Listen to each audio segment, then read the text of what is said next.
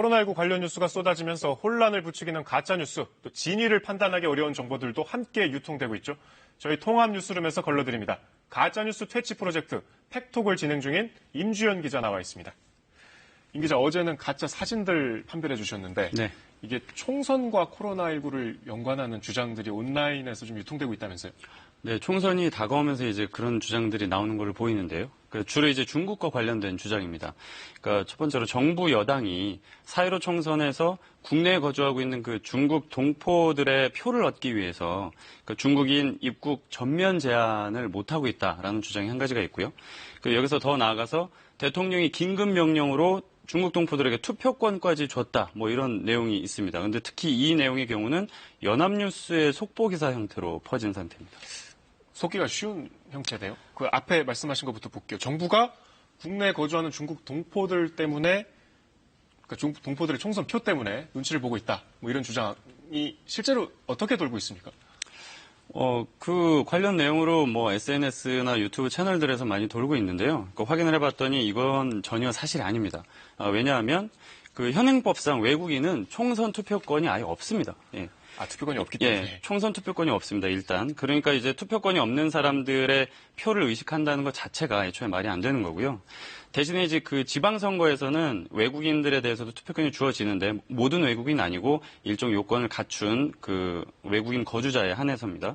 이게 이제 2005년에 공직선거법이 개정되면서 영주권을 취득한 후에 그 3년이 지난 외국인은 지방선거에 참여할 수가 있습니다. 그러니까 뭐 정리를 해볼까요? 외국인은 총선이나 대통령 선거에 참여할 수가 없는 겁니까?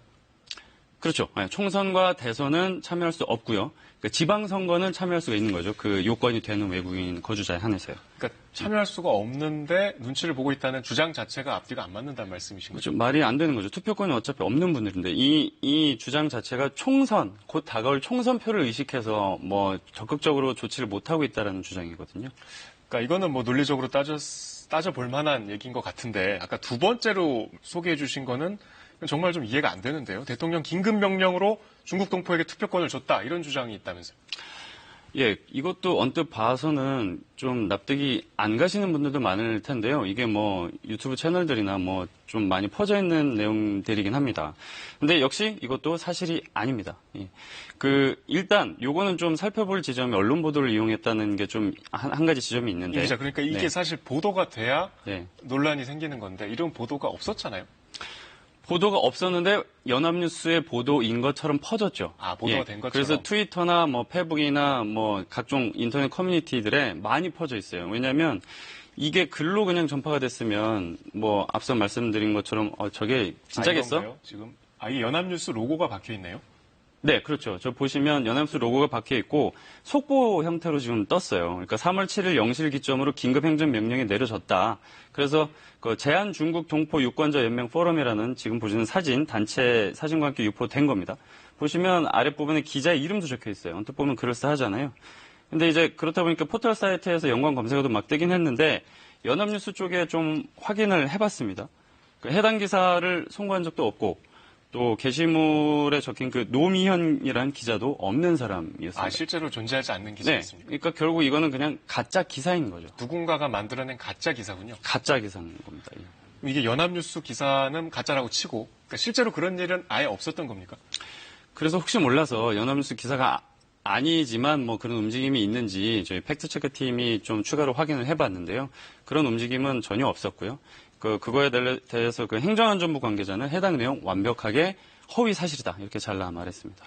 사진 하나 있죠? 이 제한 중국 동포 유권자 연맹 포럼이요? 이런 단체 사진이 있다는데. 네, 지금 이제 보시는 아까 보여드린 그 사진인데 그러면 이제 이 사진은 뭐냐 궁금해 하실 것도 같은데 이게 결국 전혀 상관없는 보도 사진을 갖다 붙인 겁니다. 인위적으로. 이 보도 내용과도 상관이 없는 네. 겁니까? 사진 출처를 알아보니까 이게 2014년 6.4 지방선거를 앞두고 연합뉴스가 마침 또 연합뉴스가 선고한 기사였더라고요. 그 제한 중국 동포 유권자 연맹은 실제로 2012년에 출범한 단체였습니다. 그러니까 이들이 이제 당시 지방선거를 앞두고 어떤 제한 중국 동포들의 권익을 위해서 열심히 활동하겠다, 뭐 이런 내용이 담긴 기사였습니다. 근데 거기에 있는 거를 여기다 갖다 붙인 거죠. 그러니까 지금 소개해 주신 내용들은 그냥 가짜뉴스, 뭐 이를테면 장난으로 보기에는 좀 내용이 심각한 것 같은데, 그러니까 이게 없는 기사도 지금 그럴싸하게 만들어서 유포를 하고 있는 거지 않습니까? 네. 문제가 더 심각한 것 같아요. 어제 소개해 주신 가짜 사진보다.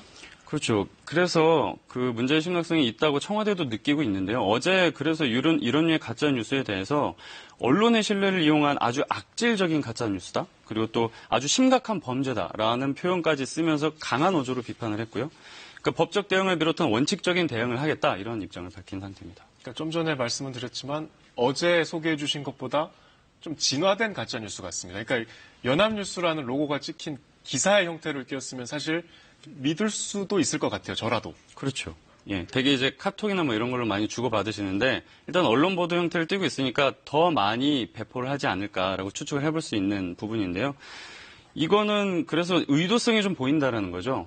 보다 이게 파급력을 더 극대화하기 위해서 누군가 의도적으로 만든 것이다라고 추측할 수밖에 없을 것 같고 대개 이런 그 허위 조작 정보들이 보신 것처럼 비슷하거나 같은 내용이 조금씩 변형돼서 지속적으로 계속 유포가 되는 특징을 좀 보이고 있거든요. 그러니까 그 과정에서 특정 의도성이 보이는 경우들도 많이 있습니다. 파급력을 높이려는 의도도 있겠네요.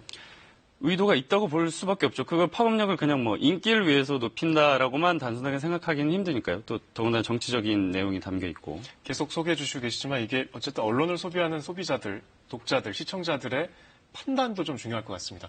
네, 그래서 결국 그 강조할 수 있는 부분은 그 부분인 것 같습니다. 네. 김지호 고생하셨습니다.